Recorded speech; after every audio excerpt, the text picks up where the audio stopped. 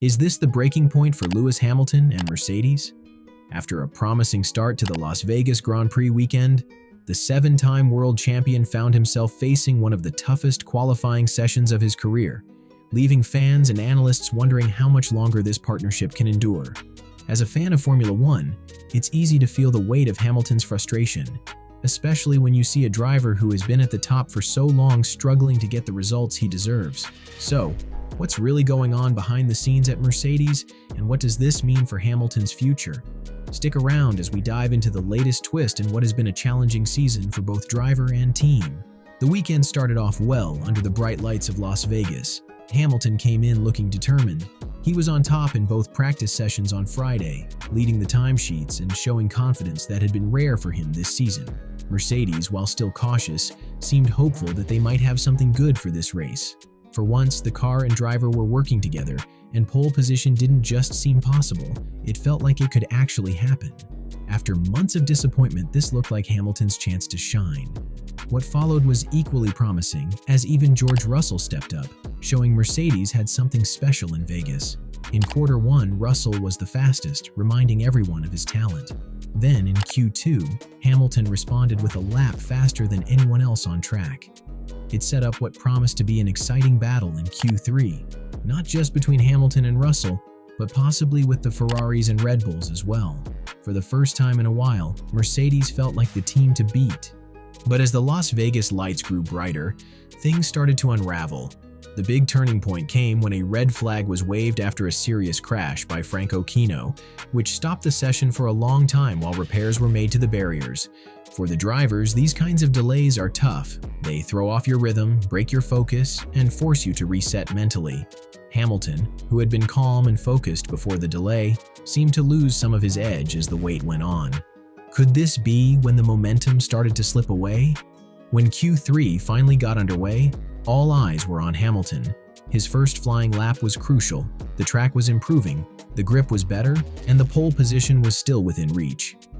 But as Hamilton neared the section just before the Las Vegas Strip, disaster struck. He locked up his brakes, overshot the corner, and had to run off the track. It was a mistake, but not the end of the world. He still had another lap to make it right. Then came the second attempt. With the pressure building, Hamilton gave it everything he had.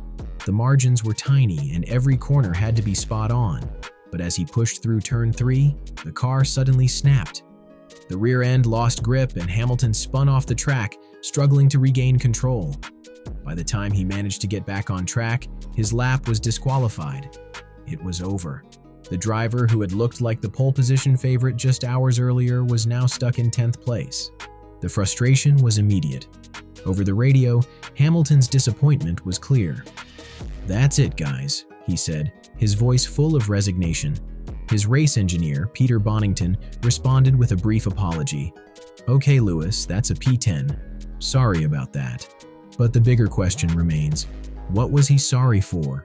Fans and analysts started speculating.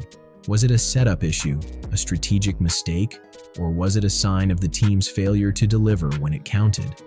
Hamilton's response was telling. "Yep, that was a big mistake," he said, clearly taking the blame. However, the tone of his voice suggested something deeper. Maybe frustration not just with his own mistake, but with the team's struggles to give him the right car to succeed. This wasn't the first time this season that Hamilton had been left frustrated by missed opportunities and questionable team decisions. Looking at the numbers, things don't look great. Since the summer break, Hamilton's qualifying performances have been all over the place. He's missed out on Q3 3 times, and more often than not, he's been outpaced by his teammate George Russell. For a driver who used to dominate qualifying, this drop in form is worrying. While some of this can be blamed on the car, Hamilton has also made some uncharacteristic mistakes. So, is this a sign of a driver feeling the pressure, or is it a deeper problem within the team? After the session, Hamilton faced the media with his usual calm demeanor, but his body language told a different story. He talked about the mistakes and the car's instability, but there was a clear sense of frustration underneath. "It just got away from me," he said. His words were measured, but the frustration was evident in his tone. He didn't openly criticize the team. But it was clear, this wasn't just about one bad lap. It was about a weekend that had so much potential but ended in disappointment for Mercedes. The fallout from Las Vegas is raising some serious questions. Why did the car, which had looked so strong in practice, suddenly become unpredictable in Q3? Did they fail to adjust to the changing track conditions? Were tire pressures or setup choices to blame? These are things the team needs to figure out, especially as their credibility takes another hit in a tough season. Meanwhile, the bigger picture for Hamilton's future can't be ignored. The seven-time champion recently signed an extension through 2025, but the relationship with Mercedes feels more strained than ever. Next year, he'll not only have to contend with Russell, but also the growing challenge from Charles Leclerc at Ferrari, a driver who's known for his speed in qualifying. If Mercedes can't give Hamilton a car that can compete at the top level, can this partnership last another 2 seasons? On top of everything else, Jenson Button, who had been confident Hamilton would bounce back in Las Vegas, was left eating his words. Karun Chandhok, another well-known analyst, pointed out that Hamilton's qualifying struggles have become a trend. The stats don't lie. Hamilton's once dominant Saturdays are a thing of the past, and his frustration is clear. For a driver of his caliber, this isn't just a rough patch. It's becoming a real crisis. The Las Vegas Grand Prix may end up being remembered not for its glitz and glamour, but for highlighting the growing tension between Hamilton and Mercedes. Starting 10th on the grid, Hamilton will need a chaotic race to salvage anything from the weekend. Even if he manages a miraculous comeback, the bigger questions remain. Can Mercedes still deliver a championship-winning car for Hamilton? And maybe more importantly, how much longer can Hamilton stay patient with a team that seems increasingly out of sync with his goals? The streets of Las Vegas were supposed to be the perfect stage for Hamilton to shine. Instead, they've exposed the cracks in a partnership that once seemed unbreakable. With the season winding down, it's clear that the tension between Hamilton and Mercedes is only getting stronger. And while the future remains uncertain, could this be the beginning of the end for one of F1's most iconic partnerships? Only time will tell. For now, all eyes are on the race, where anything could happen to rewrite the story of a difficult weekend. But even with Hamilton's struggles, the race wasn't without its own thrilling moments.